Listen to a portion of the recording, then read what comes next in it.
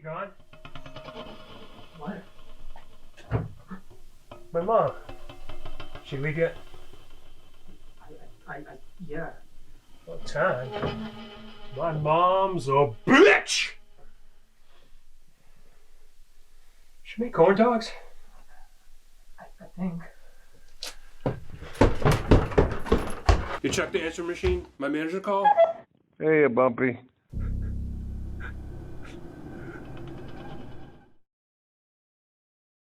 I thought the mockumentary style with the interviews was really well done. Just really getting the perspective of every character in such a short amount of time was really impressive. Especially for a short film like this, you don't usually get so many sides of the story. And so the mockumentary style was a really smart choice in this case. I love how realistic this film seemed. It really felt like a documentary of someone's very messed up life.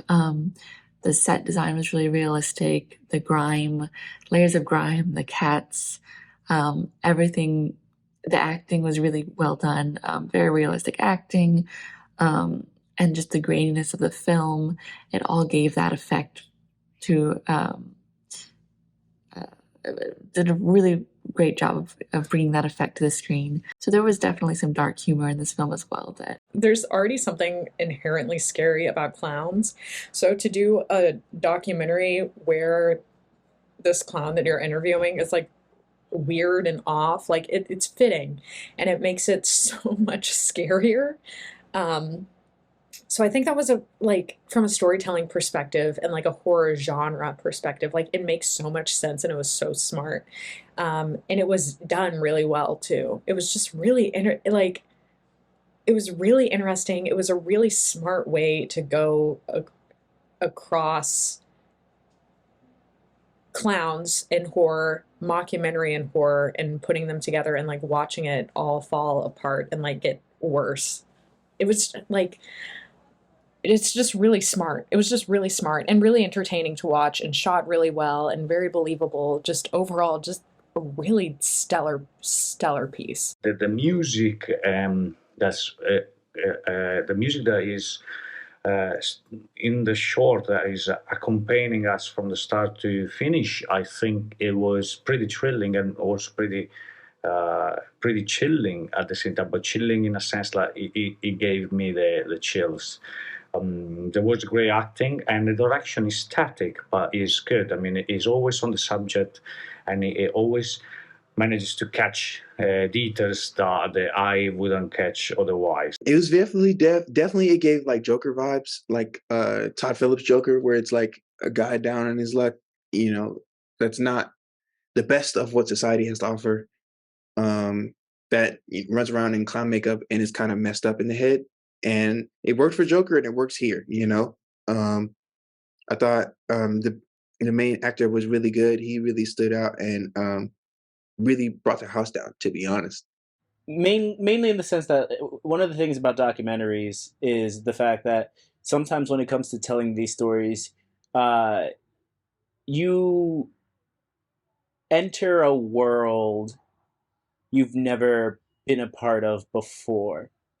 And you're essentially, especially when it comes to profiles, you're looking into someone's life and you're trailing them for an undisclosed amount of time. So I feel like Bumpy the Clown poses the question, what happens when you film a documentary or a profile around someone who is very much unhinged? You can tell that a lot of the players in this one are not okay. And there's this sense of uncomfort, the same kind of uncomfort you feel when you're at a friend's house and their parents start fighting. It's that kind of sensation you get watching this. Kind of brings it down to this grungy, grimy level of horror. But it's interesting to see that the horror of this moment of, essentially being murdered by a serial killer, I think is the most horror-esque aspect about it. It's this short film is done in the form of a mockumentary twist. These filmmakers come in to interview him on a day that he's like no good, very bad day, a day in the life of Blumpy the Clown. And it's the story of this middle-aged old man living in the basement. And it just does show these grimy aspects, dying of cancer, and these things that we get hyper focused on, like these hobbies of things that we collect and build upon. And he ended up hyper focusing on clowns and having this aspect be explored of him kind of going through this not so great time in his life.